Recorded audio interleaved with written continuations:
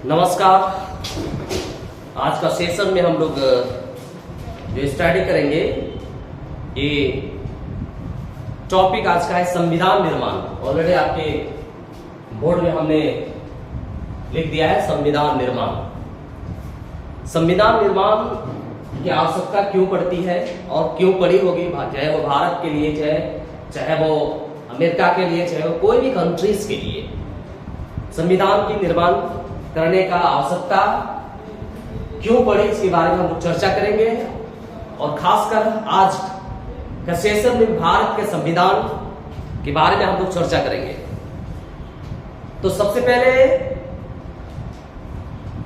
Topic शुरू करने से पहले मैं आपसे गुजारिश करता हूं कि अगर आप मेरा channel Murmu competitive world greedy को सब्सक्राइब नहीं किए हैं तो सब्सक्राइब कर लें, शेयर करें, लाइक कीजिए और कमेंट कीजिए, साथ ही साथ बेल आइकन को जरूर दबाएं।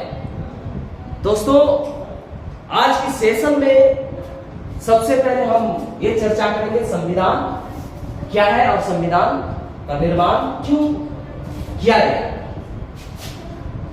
तो संविधान क्या है? सबसे पहले संविधान है क्या और संविधान हर एक देश के लिए क्यों आवश्यकता पड़ा। संविधान वह लिखित और अलिखित दस्तावेज है जिसके द्वारा किसी भी देश का, किसी भी राज्य का शासन व्यवस्था को सुचारू रूप से चलाने के लिए इसकी आवश्यकता पड़ती है। ठीक है, किसी भी देश के शासन व्यवस्था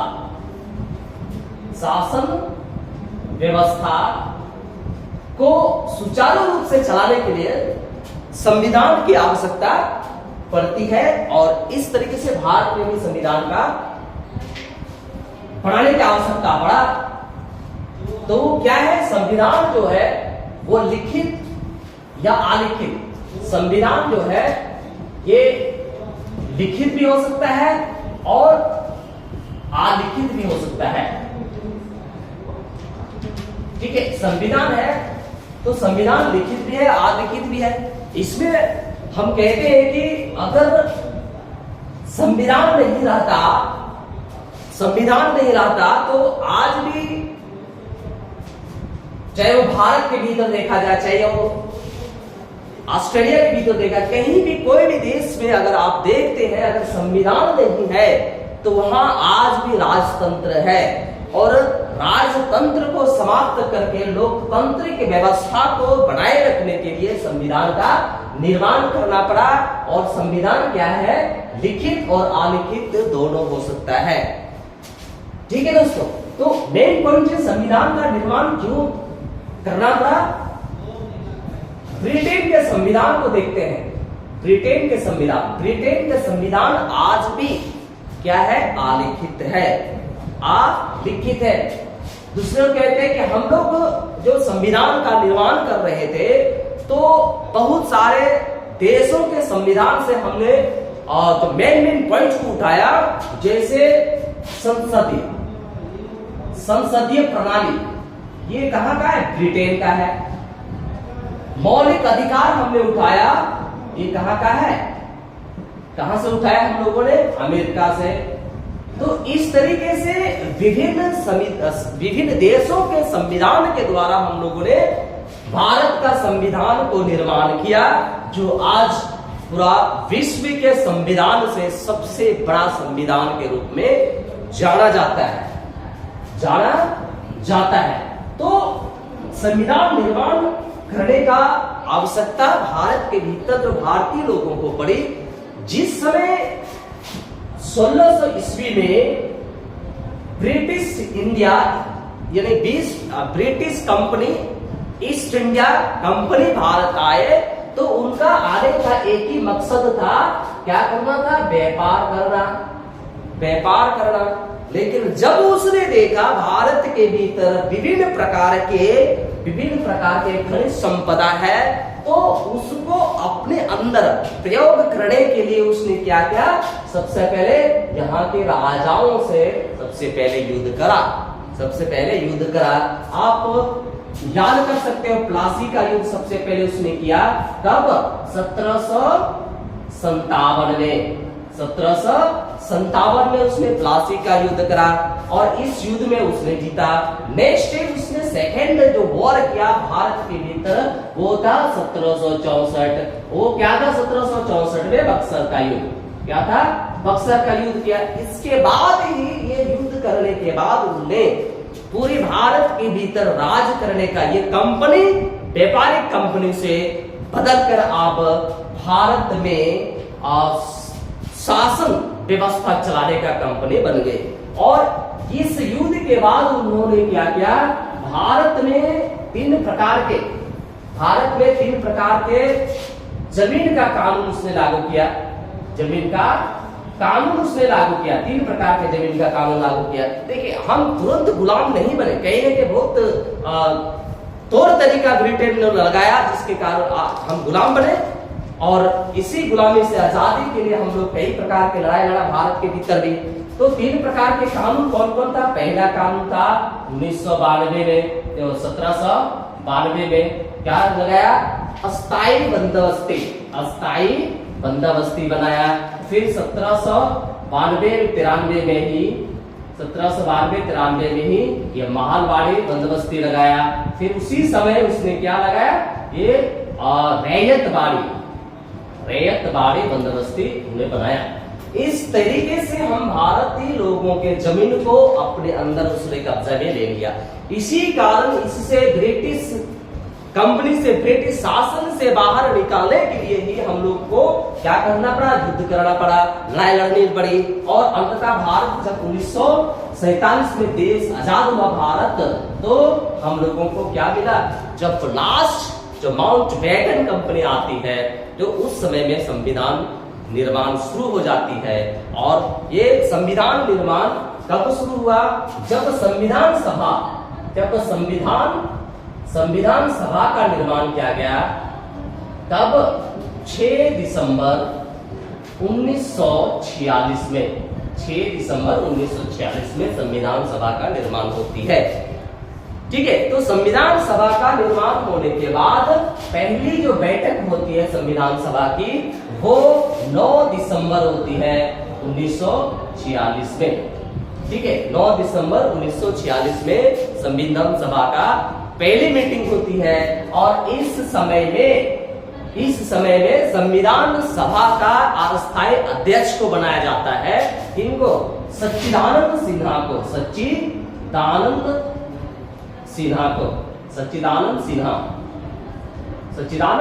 को संविधान सभा का अस्थायी अध्यक्ष बनाया जाता है। नेक्स्ट जब कहता है कि अगली मीटिंग जब 11 दिसंबर को होती है, 1946 में 11 दिसंबर को हो, तो इस समय क्या होता है कि इस समय डॉक्टर राजेंद्र प्रसाद को क्या बनाया जाता है, अस्थायी सदस्य बनाया जाता है, अस्थायी अध्यक्ष बनाया जाता है। सच्चिदानंद सिन्हा को अस्थायी अध्यक्ष बनाया जाता है और 11 दिसंबर 1946 को इसी संविधान सभा का जो अस्थायी सदस्य बनाया जाता है, वो किनको बनाया जाता है, डॉक्टर राजेंद्र प्रसाद को स्थायी अध्यक्ष बनाया जाता है। इसी सिलसिले में जब 1946 में ही 13 दिसंबर 1946 में ही जब फिर से मीटिंग होती है, तो उस समय में भारत का प्रथम प्रधानमंत्री पंडित जवाहरलाल नेहरू क्या करता है, उद्देश्य प्रस्ताव पेश करता है। कौन, जवाहरलाल नेहरू जी उद्देश्य प्रस्ताव पेश करता है। कब, 13 दिसंबर 1946 को, 13 दिसंबर 1946 को उद्देश्य प्रस्ताव पेश करता है। और इस तरीके से ये संविधान निर्माण का कार्य प्रारंभ हो जाती है।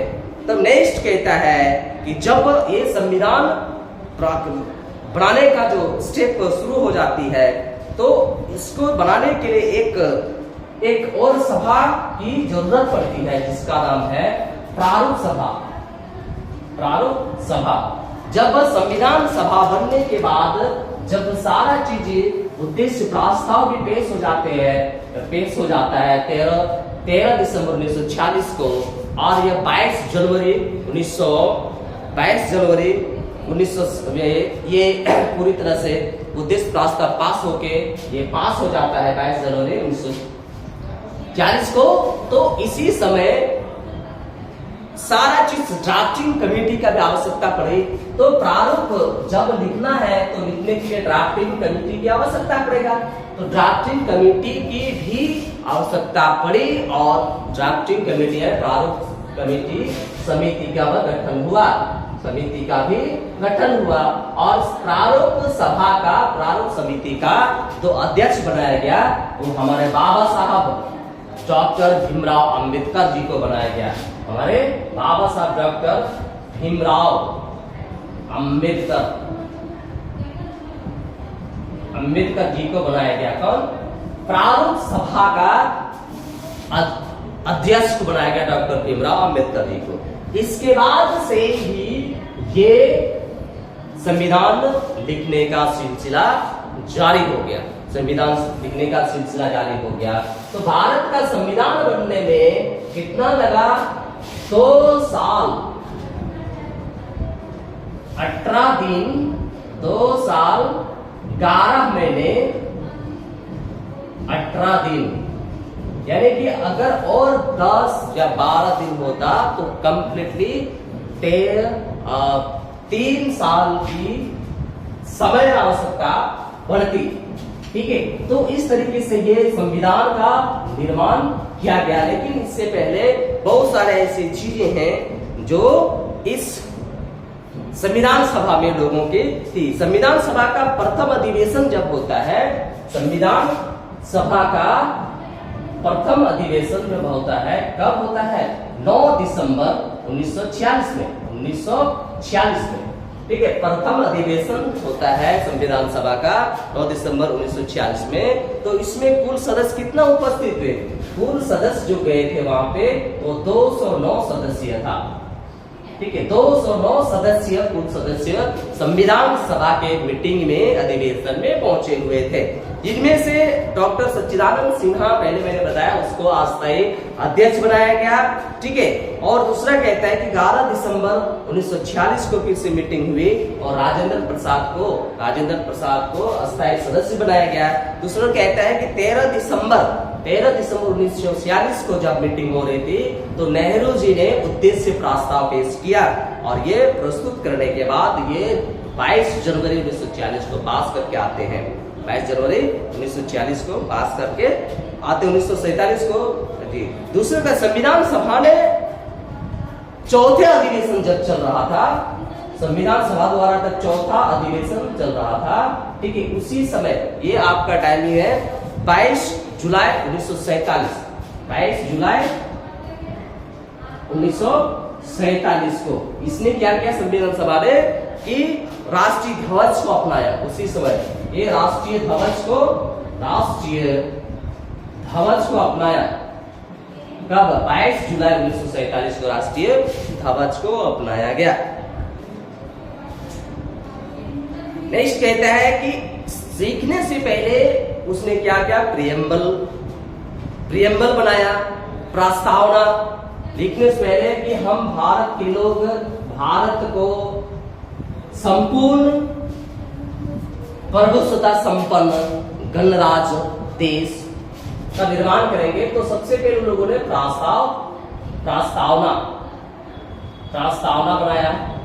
ठीक है, इस प्रस्तावना में उसने क्या लिखा कि देश का जितना भी हम टोटली चीजें कहता है, देश का संविधान कुछ बिंदुओं पर आधारित होता है।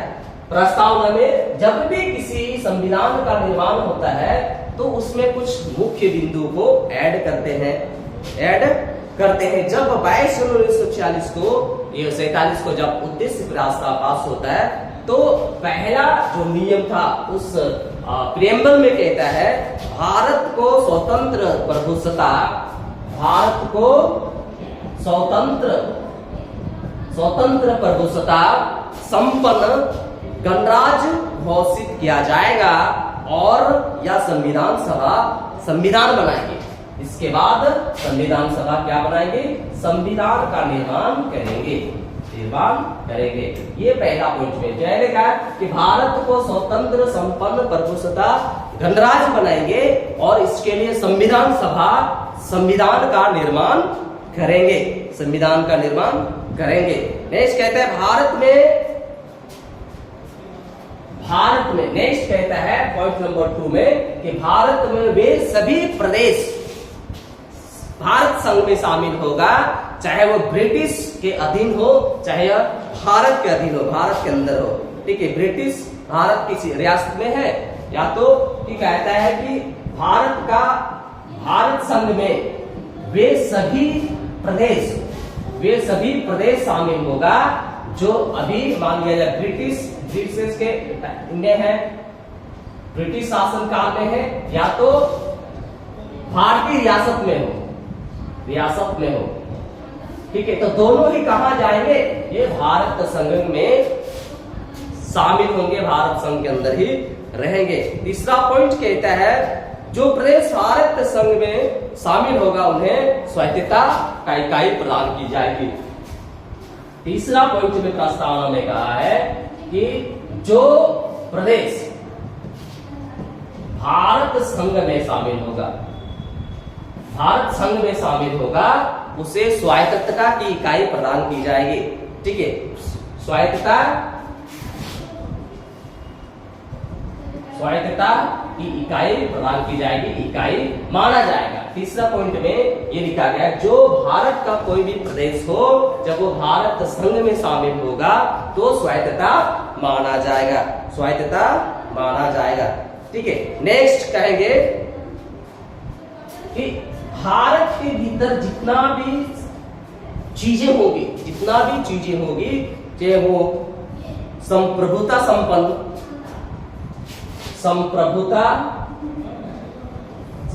संपन्न या कुछ भी हो, तो इसके लिए भारत सरकार को पावर दी जाएगी। कहां से? भारतीय जनता से उसको शक्ति प्रदान की जाएगी। तो भारत सरकार किसके द्वारा शक्ति प्राप्त करेंगे? वो भारत की जनता के द्वारा शक्ति प्राप्त करेंगे। आज भी भारत की जनता के द्वारा ही शक्ति प्राप्त की जाती है, चाहे वो एमपी का चुनाव के द्वारा हम उसको सरकार बनाते हैं या तो हम एमएलए के द्वारा राज्य में सरकार बनाते हैं, फिर भी जनता के द्वारा ही चुनाव के बाद ही होता है। ठीक है, नेक्स्ट कहते हैं भारत में पॉइंट नंबर 5 या 4 में लिखा गया है कि भारत के सभी लोगों को चाहे वो कोई भी समुदाय से आते हो, कोई भी समुदाय में वो संबंध रखते हो, सभी लोगों को स्वतंत्रता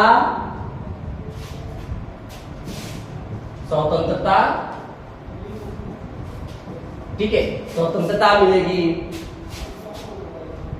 समानता मिलेगी, न्याय मिलेगी। ठीक है, स्वतंत्रता उनको मिलेगा, समानता मिलेगा, न्याय मिलेगा, ये सभी के लिए ही आवश्यकता पड़ेगी। और भारत का संविधान या भारत सरकार के द्वारा भारत के जनता के द्वारा बनाया हुआ सरकार के द्वारा ये संविधान के आधार पर सभी नागरिकों को कोई भी नागरिक भारत के भीतर उसे स्वतंत्रता उनको प्रदान की जाएगी, समानता प्रदान की जाएगी और उसे न्याय का भी व्यवस्था किया जाएगा।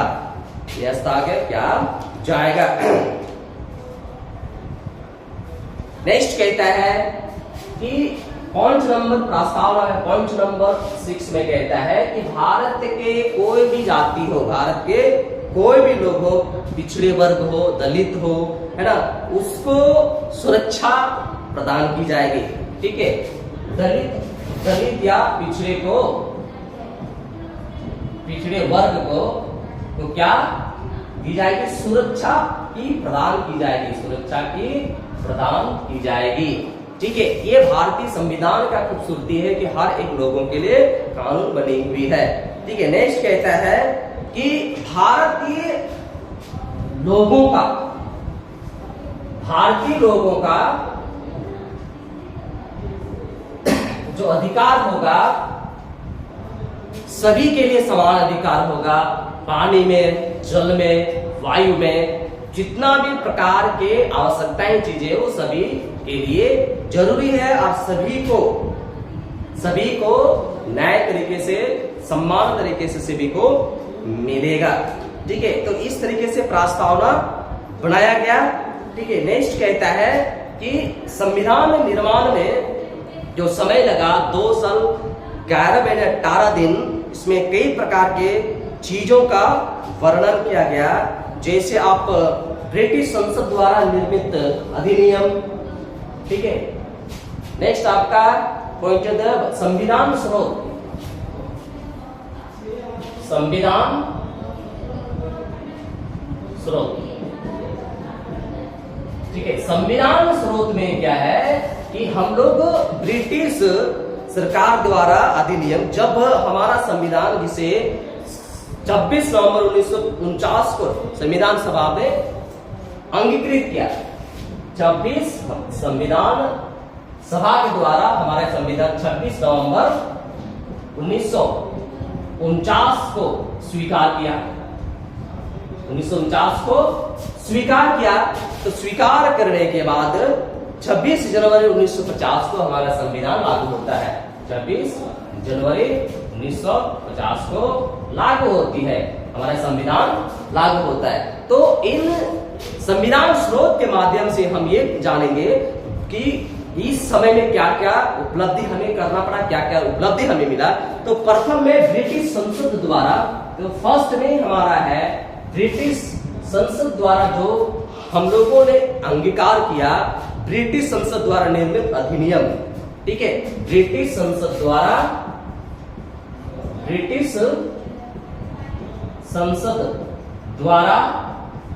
निर्मित अधिनियम। ठीक है, फर्स्ट में ब्रिटिश संसद द्वारा जो कानून हमको हमारे संविधान में ऐड हुआ, वो है ब्रिटिश शासकों ने भारत पर शासन करने का हेतु कानून व्यवस्था स्थापित की।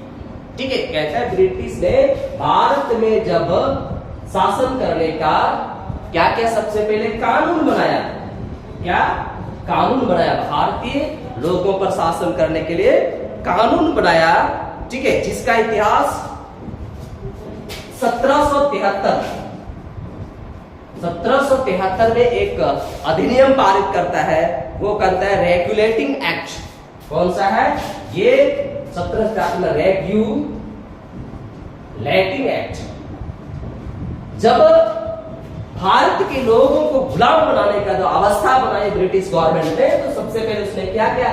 1773 में रेगुलेटिंग एक्ट उसने निर्माण किया। रेगुलेटिंग एक्ट के तहत क्या किया उसने? देखिए, इस एक्ट में 1947 के भारत स्वतंत्र अधिनियम तक जाता है। ठीक है, तो ये एक्ट कब तक है? ये एक्ट जो हो गया 1947 तक ये अधिनियम जारी रखता है। और इनमें 1919 और 1935 के भारत सरकार अधिनियम बहुत महत्वपूर्ण है। ठीक है, जितना भी एक्ट उन लोगों ने क्रिएट किया, उनमें से 1919 और 1935 अधिनियम जो है वो बहुत ही इंपॉर्टेंस है। 1919 जब भारत के भीतर ब्रिटिश गवर्नमेंट ने, ब्रिटिश कंपनी ने जब शासन करना प्रारंभ किया, तो 1773 में उसने रेगुलेटिंग एक्ट का निर्माण किया और 1947 किया। दूसरी ओर कहता है कि इन एक्टों में से, उन सारे एक्टों में से 1919 और 1935 भारत सरकार अधिनियम जो है वो काफी महत्वपूर्ण है। क्योंकि काफी महत्वपूर्ण है क्योंकि इसके द्वारा कई प्रकार के सुधार हुआ, कई प्रकार के कानूनों को बनाया गया, कई प्रकार के कानून को फेरबदल किया गया, जिससे भारत के लोगों को, भारत की जनता को अच्छी चीजें मिले। सब कुछ उनके अंदर जितना भी आवश्यकता चीजें होती है सारा उनको मिल सके। दूसरे कहते हैं 1919 एक्ट के माइंडफोर्ड सुधार ने त्रिसदन ने स्थापित किया। 1919 में एक सुधार हुआ था, माइंड फॉल्ट सुधार हुआ था और उसमें भारत के भीतर क्या बनाया, द्विसदनीय व्यवस्था स्थापित किया। क्या? द्विसदनीय व्यवस्था स्थापित किया ब्रिटिश सरकार ने 1919 में माउंटफोर्ट। ठीक है, कहता है माउंटफोर्ट सुधार ने द्विसदनीय का स्थापना किया, जिससे जो स्वतंत्रता के साथ चली गई। लेकिन ये जब भारत जब आजाद हुआ तो आजाद भारत के साथ वो भी समाप्त हो गए। जिस तरह गुलामी से हम लोग छुटकारा पाले, समाप्त हो गए गुलामी का और सिस्टम तो खत्म हो गया। तो ये माउंटफोर्ट 1919 अधिनियम सुधार में जो द्विसदनीय व्यवस्था थी वो भी समाप्त हो गया, वो भी समाप्त हो गया। अब कहते हैं राज्य परिषद और केंद्रीय विधानसभा उसके उच्च व नीच सदन है। ठीक है, तो राज्य में क्या है, राज्य परिषद और केंद्रीय विधानसभा क्या है, सबसे बड़ी है। राज्य परिषद पहला और दूसरा हो गया केंद्र विधानसभा। केंद्र विधानसभा सबसे इंपॉर्टेंट से सबसे बड़ी है, उच्च सदन या निम्न सदन के रूप में हम लोग जानते हैं। ठीक है, वर्तमान में कहता है कि इन सुधारों ने देश के सूक्ष्म संघीय व्यवस्था का सूत्रपात किया।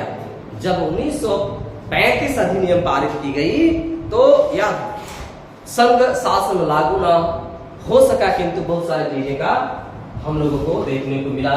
तो आज का इस संविधान निर्माण में परिचय था और इस परिचय के माध्यम से मैंने आपको बहुत सारी चीजें बताने का कोशिश किया और मुझे लगता है कि आप इस वीडियो को देखकर कुछ न कुछ ज्ञान हासिल करेंगे और आपकी एग्जामिनेशन पॉइंट ऑफ व्यू से ये अच्छी चीज होगा। धन्यवाद। जोहार, जय झारखंड।